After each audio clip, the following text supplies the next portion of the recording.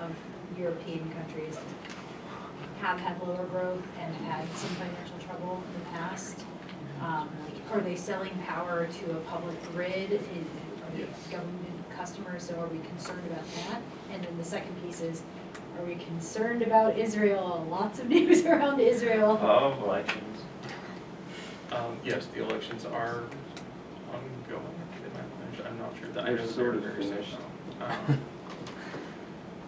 Overall, I'm not terribly worried about it. Italy has been receiving bailouts for some time, and nobody's threatening to do an Italy, as it were. Nobody's threatening to take them out of EU. I think they're going to be fine. Also, Spain, they do have lower growth than some other European countries like France or Germany, but they do still have positive growth expected, and they are in the middle of transitioning a lot of their infrastructure over to this. And so we saw the Great Depression. You have a bad economy, you dump a whole lot of money into it, and now you have a better economy. So I think over the long term that is going to have that effect on these regions.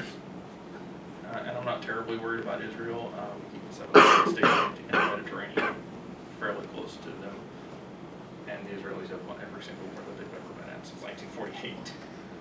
So barring just a devastating nuclear attack, I don't think anything is going to really shake up Israeli economy from that. They're fairly used to. The power generation infrastructure is near Tel Aviv. Some of it is near Tel Aviv, some of it is near the Golan Heights near Lebanon, which we recently recognized as Israeli territory.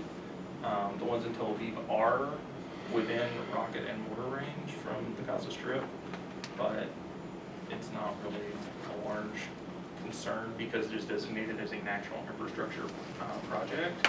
The government does take multiple steps to secure that. We have anti-rocket batteries because it's a giant city.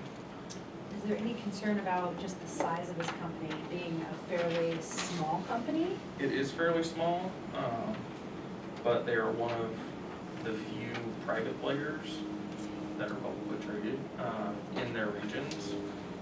And so these comps, 2 of these comps are from the US and work mainly in Texas.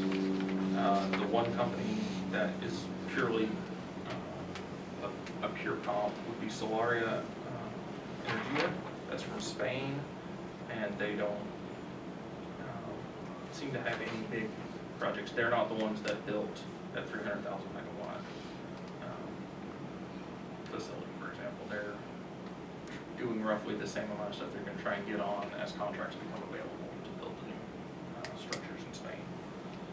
So with your valuation, I would like to see an additional risk premium added, a country risk premium. I did that. Okay, so what did you add in there? Well, I'm asking. So I went to Asphalt the Motorin, our friend who gives us all our numbers, runs a site for NYU where he does country risk premiums for most countries. And so I put in the one for Israel and weighted it 50% because the company is based there and they have significant operations. I did one for Italy and I weighted that 30% because most of their photovoltaic farms are currently there. And then I did one for Spain and gave that 20% weighting because they have less now, having only 5, but they do plan to get more in the future. And so that one came out to risk-free rate that was mentioned in there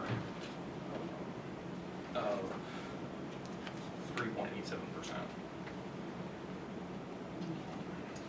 And then also the equity risk premium for the FCFF is done the same way, country risk premiums for those, as is the one for which I didn't use. That's in there. And then the terminal value growth rate was determined 2 ways. So that's why FCFF pops up over twice. The GDP one was done using each of the country's expected GDP growth rates, weighted the same way, 50, 20, 30. And then the one for electrical demand is done the same way again, weighted 50, 20, 30. And so that one, they kicked out a different terminal that I can reference, but it's an electrical company. Electrical consumption in the future is something that we're gonna have a lot of attention to. So the sales growth rate, the gross margin, are those based on historicals or?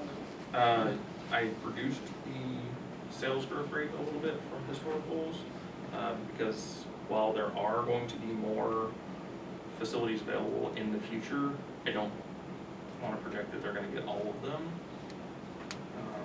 And then the Bank of Israel does predict an overall slowdown of the Israeli economy in the near future, so I dropped it a little bit for that. But I feel that their exposure to non-Israeli markets helps offset that somewhat. And so the historical average was 18%, and I dropped it to 14.5%. And gross margin is historical average?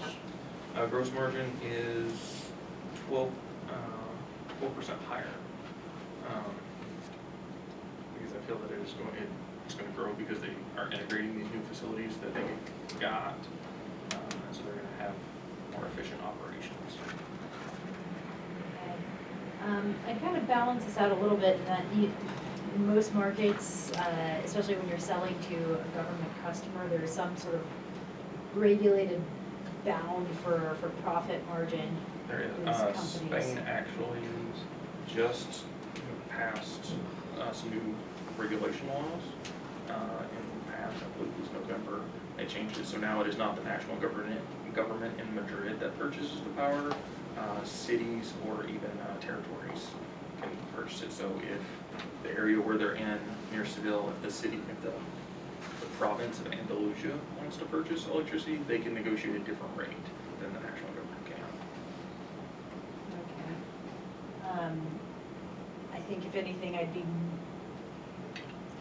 think you take on more risk when you're selling to a state or local government as opposed to a national, because you have more default risk. Like in the US, we've had municipalities default before. We do. The regions that they're in Spain are the heavily tourist regions. It's very sunny there. That's where lots of Englishmen and Irish people go on vacation. There are a lot of sunburned English people all across all of Spain. So tell me about this debt to equity ratio. Their debt to equity ratio is very high because they took on more debt to acquire those facilities, and they have 2 loans and currently, and one is due in 2028 is the first one. Yes, and then the next one is due in 2031, and those are around 5.58 to 5.57, and they fluctuate with the Israeli CPI. So if it goes up, they pay more. If it goes down, they pay less.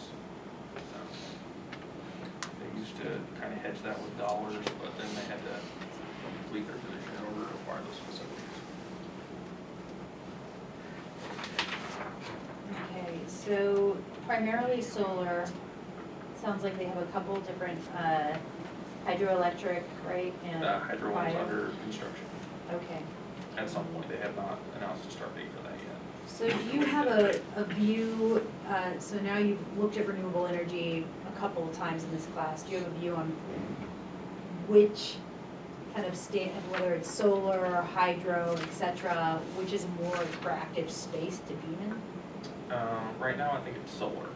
The price of solar farms has dropped around 80% in the last 10 years.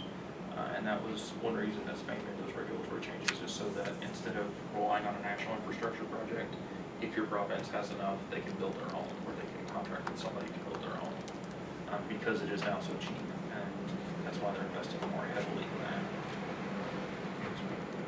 It's going to be sunny a lot in the Mediterranean realm, and then also in Israel because they're in the desert.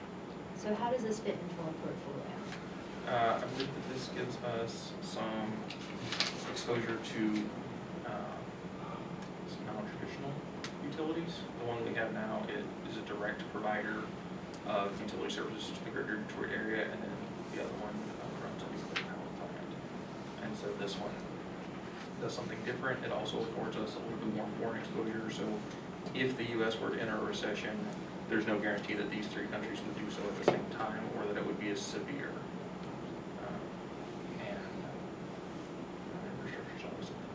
nice to invest in. So you have so what would you sell? We'll stay on this line of questioning first. What would you sell in our portfolio to make room for this?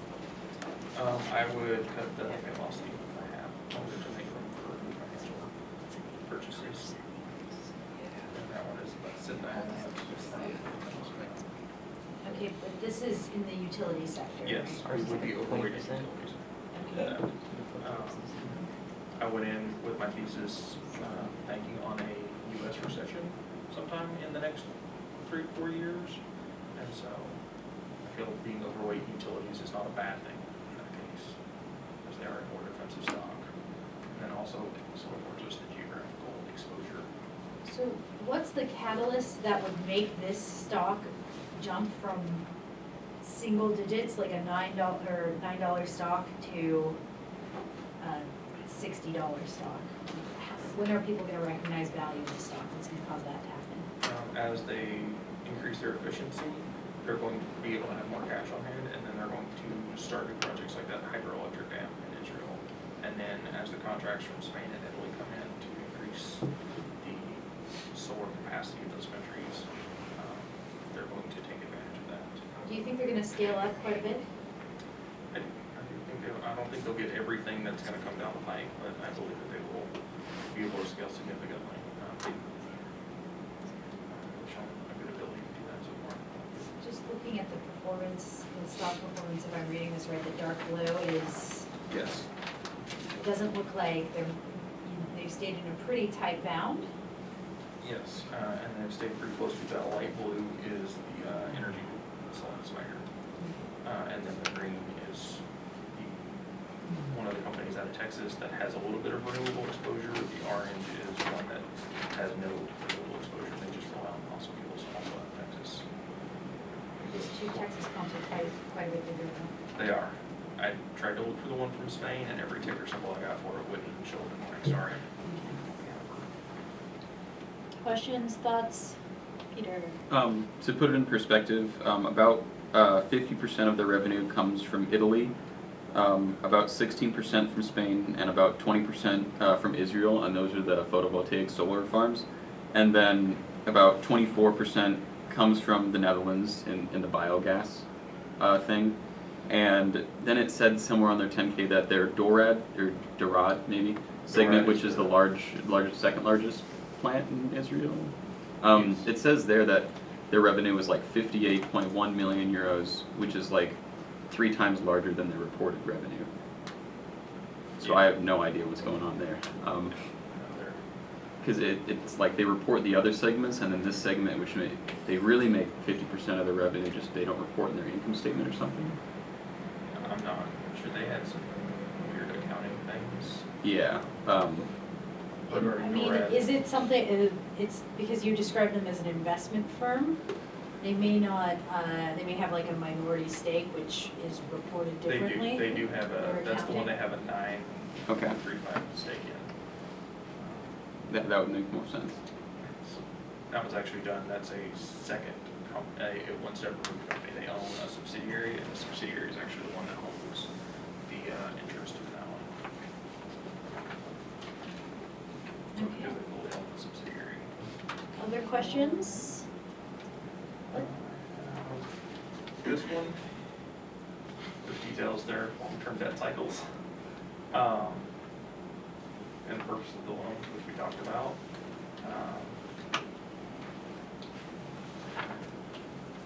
This one, their details their profit increase, and says, at least to me, looking at it, that they're efficient, profitable without the added farm, since it's before they purchased them, and so they will only be better in the future with them, because they made, after their acquisition in 2017, a significantly larger percentage and straight line increase. We just have a bunch of pictures of Jude. I'm not sure how appropriate it is. Why is it a warm one? Because it's so small, maybe. I'm No, their entire What is he board doing? is extremely much Orthodox Jews. This They're is four. actually what they're Sure he for, wasn't drunk when he used it. and their president. Are these actual pictures of coming No. together?